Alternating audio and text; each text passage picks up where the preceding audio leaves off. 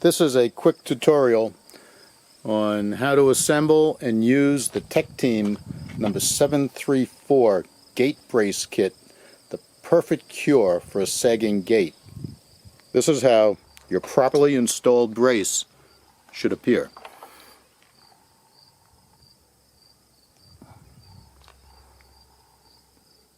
Gate we're using for this demo is approximately 35 inches wide by 54 inches high. This will give you some reference on what type of gate sizes you can use this product on. Generally speaking, the tools that will be most helpful in putting this together will be a drill driver with a number 2 Phillips bit, a number 2 Phillips screwdriver, a pair of pliers, a drill index, an adjustable wrench, or if you're a purist, you can use a 14mm and a 19mm open-end or combination wrench. The set consists of 3 steel bars that have been drilled through so that they can be connected to form different lengths to accommodate gates of different size.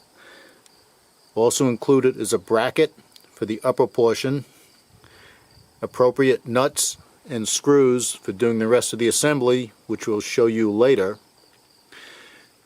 And the one bar or strap has an M12 threaded end on it, which is what you're going to use to actually pull the gate into square. Tape measures, tools, etc. are not included in the set. Under all normal circumstances, your gate is going to sag towards the lower end that's furthest away from the hinge side. Well, we're going to mount our gate brace set from the lower side that's sagging to the upper hinge side. The first thing to do is to lay out the various parts of the gate brace. The L-shaped bracket goes towards the upper corner near the upper hinge.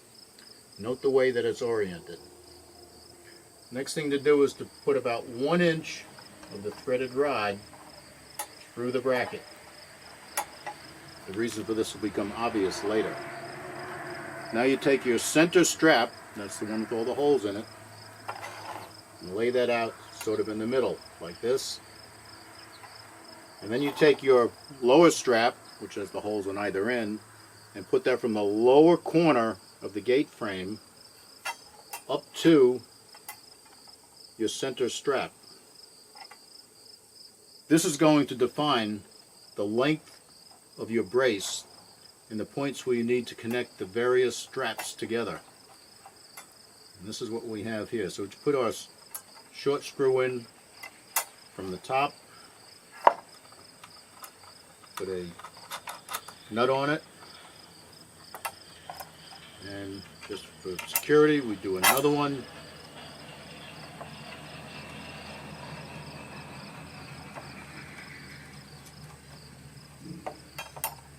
And we're going to do the same thing in the other half.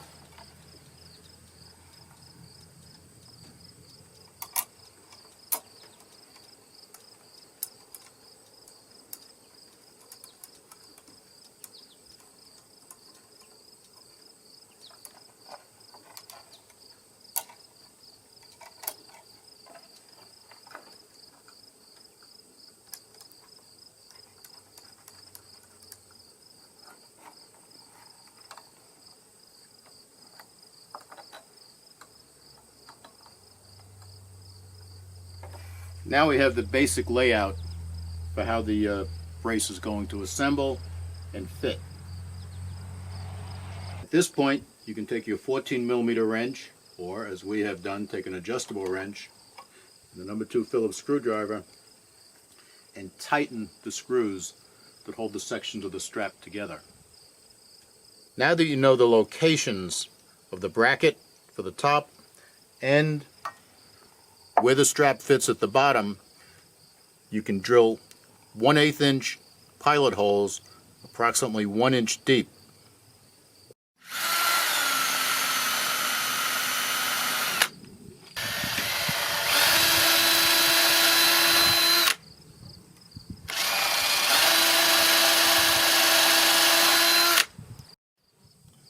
Now using your drill driver, or if you don't have one, your number 2 Phillips screwdriver,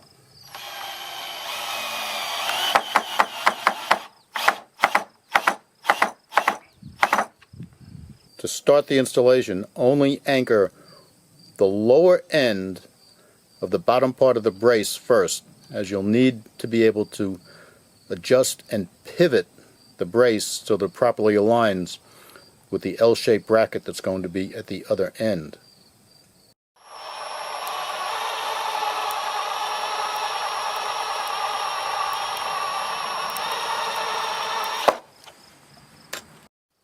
Now that you have the L-shaped bracket installed and the threaded rod end through the bracket as shown, and the bracket located at the upper hinge, thread on one of the large nuts, and then using your 19mm wrench or your adjustable wrench, continue to tighten that nut until you pull the gate into square.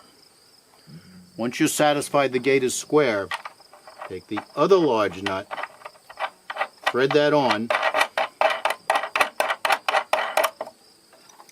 and tighten it slightly, because this nut will jam against the other nut and hold it in position and keep your gate square. Should the gate continue to sag, it's simply a matter of backing off both nuts, tightening the lower nut till you pull it square again, and then tightening the upper nut to hold it in place. This is how your properly installed brace should appear.